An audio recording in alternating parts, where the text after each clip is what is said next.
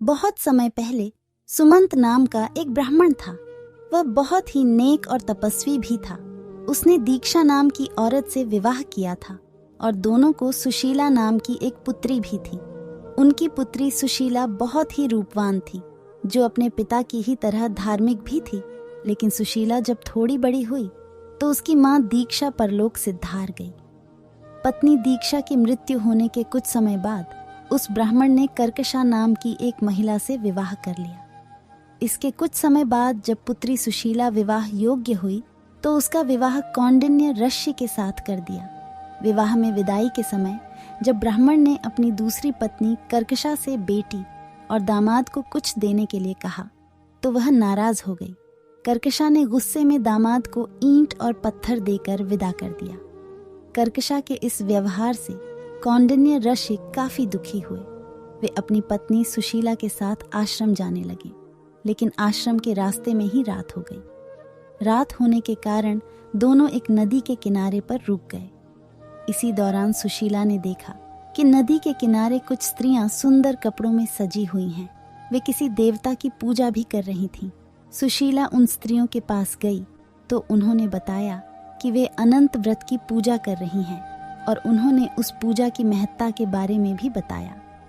उन स्त्रियों की बात सुनकर सुशीला ने भी उसी समय उस व्रत को करने का मन बनाया और 14 गांठों वाला डोरा भी हाथ में बांधकर वापस ऋषि कौंडिन्य के पास चली आई। जब ऋषि कौंडिन्य ने सुशीला से उस डोरे के बारे में पूछा तो सुशीला ने उन्हें सारी बात बता दी। इस पर गुस्सा होते हुए ऋषि कौंडिन्य ने सुशीला के हाथों से उस डोरे को खोलकर तोड़ दिया और उसे आग में जला दिया। उनके ऐसा करने पर भगवान अनंत जी नाराज हो गए। इसकी वजह से ऋषि कौंडिन्य की सारी संपत्ति खत्म हो गई और वह कुछ ही समय में बहुत गरीब हो गए। इससे ऋषि कौंडिन्य बहुत ही दुखी रहने लगे। एक दिन उन्होंने अपनी इस गरीबी के बारे में अपनी पत्नी सुशीला से पूछा तो सुशीला ने बताया कि यह भगवान अनंत का अपमान करने के कारण हो रहा है। उन्हें वह डोरा भी नहीं जलाना चाहिए था। पत्नी सुशीला की बात सुनकर ऋषि कौंडिन्य को अपनी गलती का एहसास हो गया।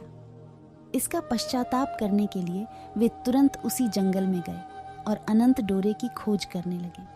कई दिनों तक वह जंगल में भटके, लेकिन उन्हें अनंत डोरा नहीं मिला।